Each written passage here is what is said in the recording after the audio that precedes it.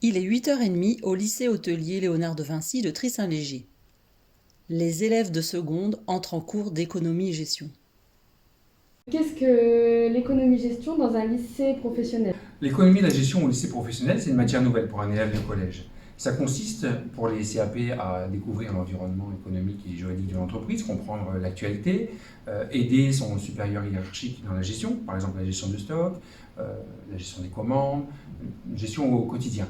C'est aussi toute une partie gestion propre, par exemple la gestion du personnel, comment comprendre sa fiche de paye. Il s'agit quand même de ne pas se faire avoir. Au niveau du bac pro, on va beaucoup plus loin puisque on est vraiment une aide précieuse aux chefs d'entreprise et puis éventuellement on peut devenir soi-même chef d'entreprise. Donc on sera sur la satisfaction du client, comment améliorer le chiffre d'affaires, savoir lire donc des indicateurs, un bilan, un compte de résultats, qu'est-ce qu'une marge, quels sont les plats par exemple à mettre en avant, comment améliorer la rentabilité tout simplement de l'entreprise. Allez.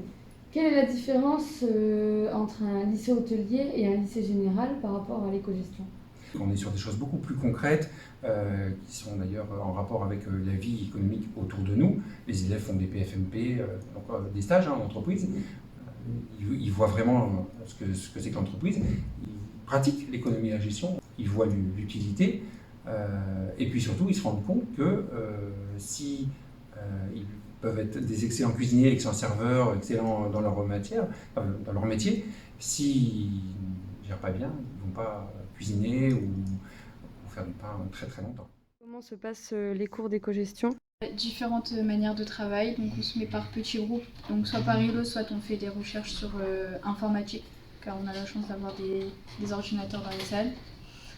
Et donc par îlot, on analyse nos documents et puis on se pose des questions, on met en commun un peu toutes les idées, tout ce qu'on a compris.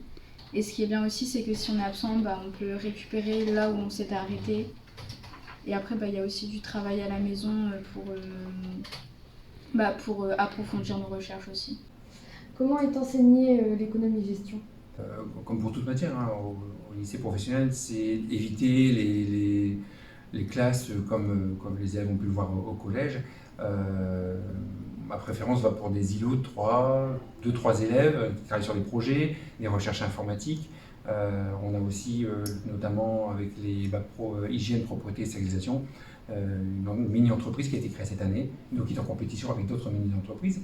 Ça permet à l'élève de voir concrètement qu'est-ce qu'une entreprise et comment elle fonctionne. Est-ce que tous les élèves du lycée hôtelier Léonard de Vinci ont la matière d'éco-gestion? Alors oui, tous ont de l'économie et de la gestion. Tous n'ont pas un cours à proprement parler avec un professeur d'économie et de gestion. Pour les CAP EPC et pour les CAP PSR, la matière est incluse à l'enseignement professionnel. Mais les notions de base sont vues. Pour les autres, ils auront en moyenne 1 à 2 heures d'économie et de gestion par semaine. Qu'est-ce que vous diriez à un élève de 3e qui a peur de faire de l'éco-gestion? En soi, l'éco-gestion, c'est pas si compliqué. Il faut travailler, ce qui est normal, mais c'est de la logique. Donc, avec les cours, c'est pas compliqué, faut pas avoir peur. Quel serait le mot de la fin de la matière d'éco-gestion?